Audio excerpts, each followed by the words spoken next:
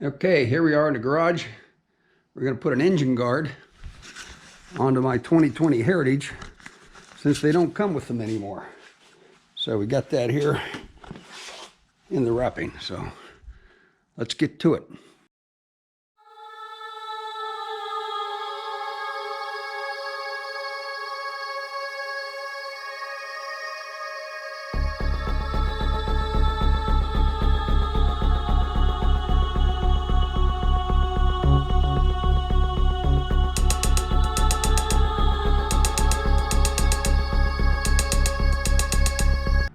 Okay, first thing we have to do is take out this plug. It's on the other side here. You see, it's a little difficult from what I've seen. I don't know if you can see this well or not. Right here is the back side of it. Okay, and the has a little bit of tip sticking out, and unfortunately the front side of it's smooth. Now, what I understand, this actually turns out, so I'm going to try a pair of needle nose on there and see if I can start it from the back side, because the front side's smooth. And what I understand, people have had trouble trying to pull this out just with a screwdriver.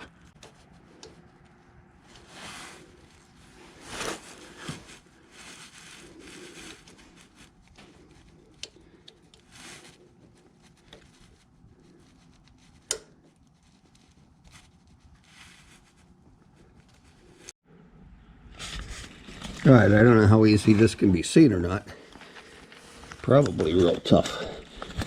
This little plug right here, I turned it on the back side. It has a little knob on it, a little nib of it.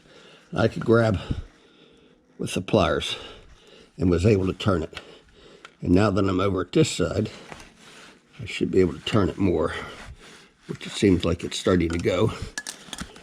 And not quite finger loose yet, but let's try the bigger pair of pliers here.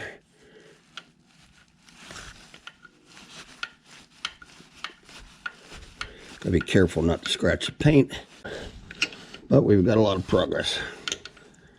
It may be hard to see in the video, but it's out a good 1/4 of an inch now. It makes it a lot easier to grab.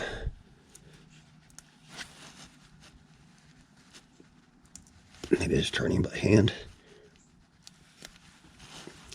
Okay, there it is. It's a threaded plug. Let I have that out. You can see it. The end of it is just squared enough that you can hopefully get a pair of needle nose like I did and start to turn this out backwards. Okay. Actually, you turn it this way because you're on the back side of it. You turn it to the right, and then this comes out far enough that you can grab a pair of needle nose on the end.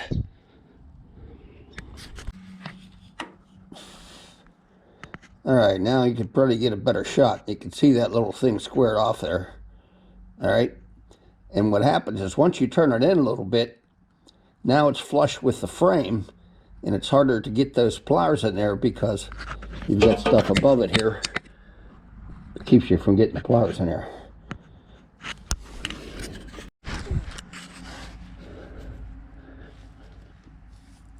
Okay, here it is. A good flashlight on the other side made a lot of difference. It'll make a difference here for you to see this here plug. I got it turned just enough. You might see a small gap under there. Small being the operative word. All right, and then I can locate my pliers.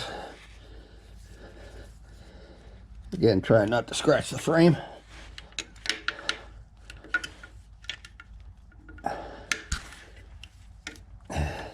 Get my body contorted enough. I'm laying on the floor. Fortunately, it does turn pretty easily.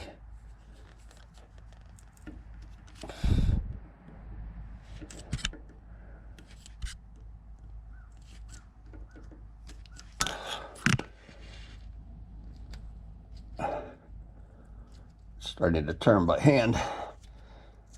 There we go.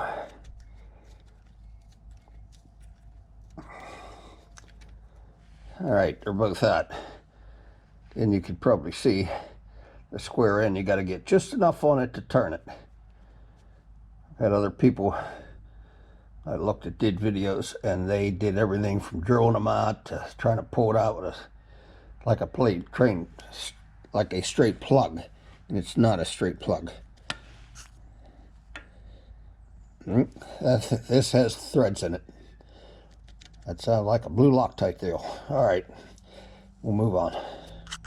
You have a better view of what these look like. All right, there's your square end. You get just a little bit to turn and get it started on the other end. There's the threads. Then you can grab this end of it and start to turn it out. All right, here's the crash bar. Jerry Palladimo for Ride Like a Pro did a video having his son Tony put the crash bar on, and he was fighting to get it out of this styrofoam covering.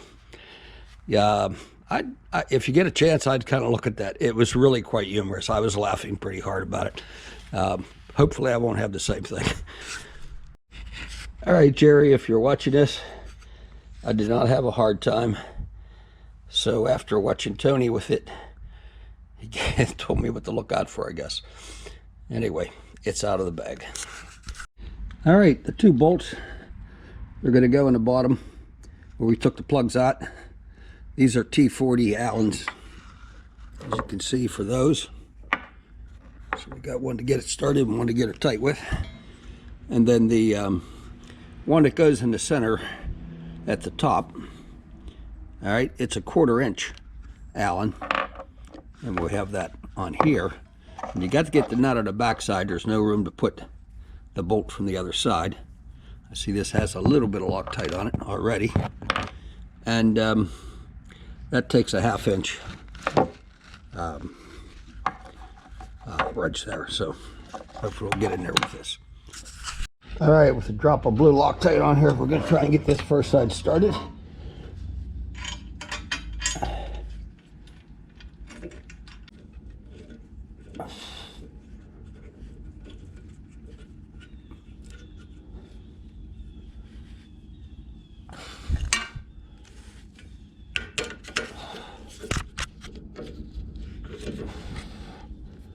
Just get in enough to start the other side.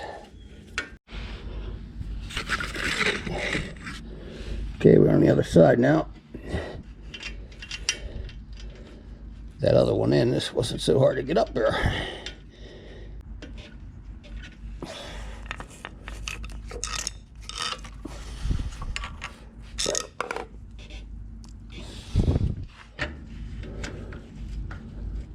All right.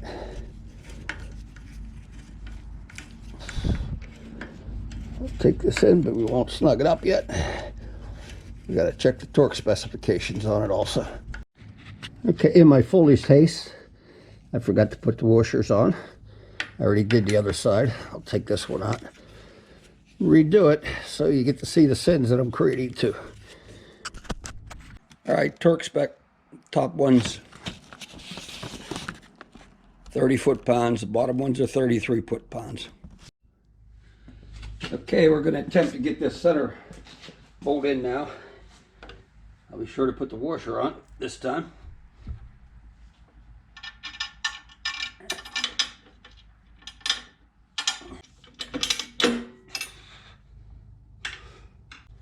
Now I'm holding that with one hand, and I'm tightening up on the bottoms here so that I can get that to hold without me having to hold it up there and let go. Okay, that started. Now I gotta get the nut on the back side.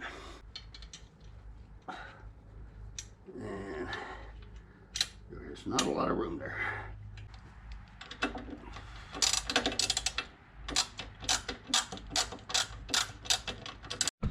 All right, we're in. I can't say it was easy. At least for me it wasn't. And I kept dropping the nut was the problem. I just shut the camera off because I'm sure you didn't need me to watch me pick that up about 20 times. Because it's tight area to get up in there. I finally used a pair of needle nose pliers to hold the nut up there, and was able to get my hand around the corner with the socket and the ratchet and turn it to get it started. And then once I got the nut started, it went pretty well. Okay, here we are. Engine guard is on. All right. So now if I don't do anything stupid, I won't have to need it. But I have on my red one. Unfortunately, I've needed it on occasions. So thanks for watching. Give us a thumbs up. Subscribe if you like. We'll see you on the next video. Thank you.